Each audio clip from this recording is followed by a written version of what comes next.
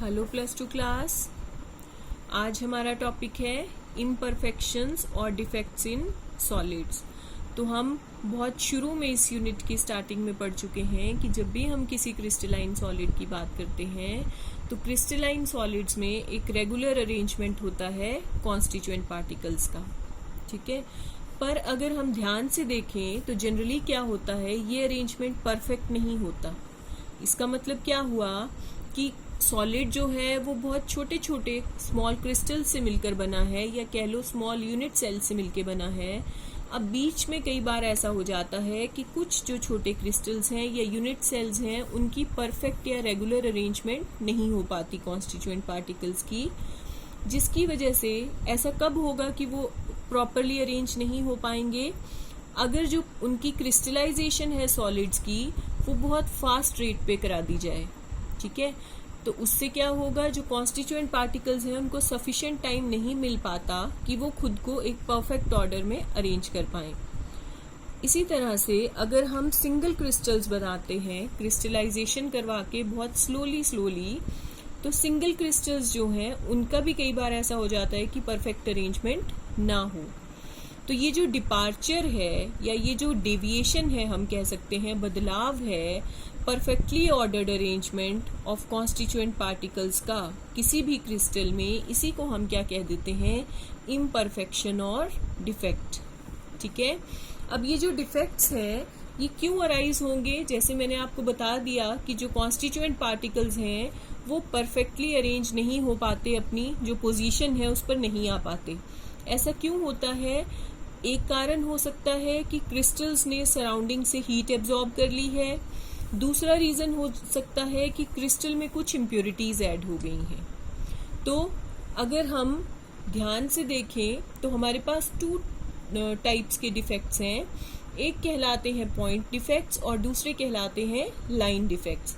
जैसे कि इनका नाम ही बता रहा है, पॉइंट डिफेक्ट्स किनको कहेंगे, अगर जो डेविएशंस हैं या इरेगुलरिटीज हैं वो किसी एक पॉइंट के आसपास ही आती हैं या किसी एक एटम के आसपास ही आती हैं क्रिस्टलाइन सब्सटेंस में, तो उस डिफेक्ट को हम क्या कह देंगे, पॉइंट डिफेक्ट। इसमें एक एटम जो है वो डेविएट कर रहा है अपनी जगह से, तो इसको पॉइंट डिफेक्ट कह दिया।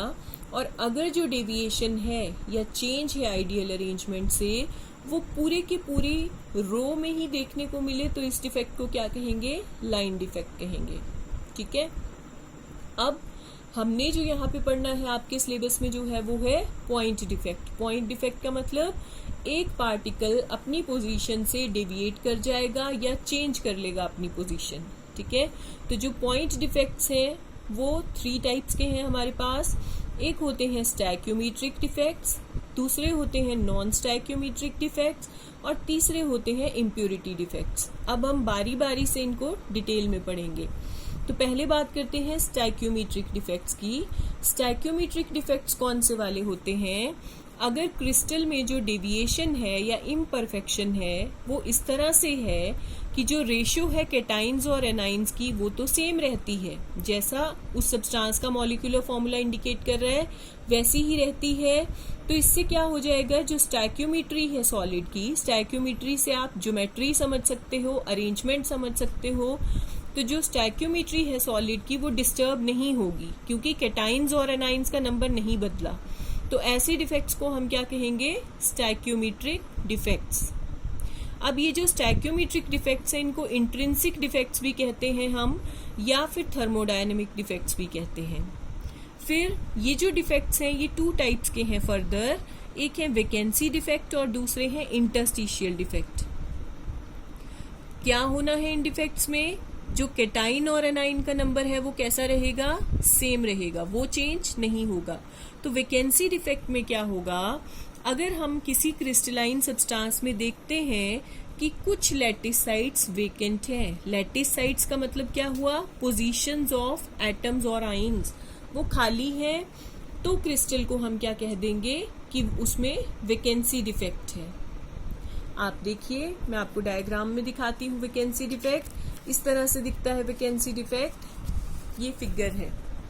इसमें आप देखिए अगर एक कैटाइन मिसिंग है तो एनाइन भी मिसिंग है। तो ये जो वेकेंट लैटिस साइट है इसकी वजह से हम इसको क्या कह देंगे, वेकेंट डिफेक्ट।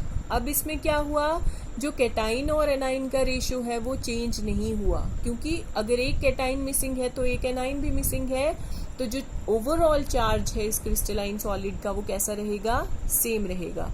तो ये है वेकेंसी डिफेक्ट। समझे बच्चों, ध्यान से देखना है, अगर बुक है तो बुक खोलिए साथ में। सेकेंड टाइप है इंटरस्टिशियल डिफेक्ट। ये वाला कौन सा होगा, इसमें क्या होगा, कुछ एक्स्ट्रा कॉन्स्टिट्यूएंट पार्टिकल्स जो हैं वो हमें देखने को मिलेंगे इंटरस्टिशियल साइट्स के ऊपर। तो ऐसा जो सॉलिड है या क्रिस्टल है उसको हम कहेंगे कि उसमें इंटरस्टिशियल डिफेक्ट है। इस डिफेक्ट की वजह से, क्योंकि बाहर से कोई एक्स्ट्रा पार्टिकल ऐड हुआ है, तो डेंसिटी जो है सब्सटेंस की वो क्या हो जाएगी, इंक्रीज हो जाएगी। जबकि वेकेंसी डिफेक्ट में डेंसिटी क्या हुई थी, डिक्रीज, क्योंकि वहां पे कैटाइन और एनाइन कम हुए थे बीच में से। तो अब जो इंटरस्टिशियल डिफेक्ट है उसको हम अगर डायग्रामेटिकली देखें तो इस तरह से दिखेगा। इसमें देखिए कोई भी वेकेंट लैटिस साइट आपको नहीं मिलेगा, कोई भी एटम या आइन अपनी पोजीशन से मिसिंग नहीं है। पर क्या हुआ है, ये जो ग्रे कलर के बने हैं ये एक्स्ट्रा एटम्स हैं जो कि बाहर से ऐड हुए हैं। तो एक्स्ट्रा एटम होने से इस क्रिस्टलाइन सॉलिड की डेंसिटी क्या हो जाएगी, इंक्रीज हो जाएगी। फिर ये जो दोनों डिफेक्ट हैं, वेकेंसी डिफेक्ट और इंटरस्टिशियल डिफेक्ट, इनको हम नॉन आयनिक सॉलिड्स भी कहते हैं। सॉरी, इनको जो सॉलिड शो करते हैं वो नॉन आयनिक सॉलिड्स कहलाते हैं। ठीक है, आयनिक सॉलिड्स जो हैं वो वेकेंसी और इंटरस्टिशियल डिफेक्ट्स नहीं शो करते, वो शो करते हैं शॉर्टकी और फ्रेंकल डिफेक्ट्स।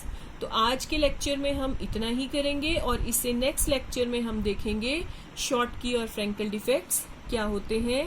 तो आपने जब आप इनके नोट्स बनाएंगे तो डायग्राम भी पक्का बनानी है। ठीक है, thank you, have a nice day.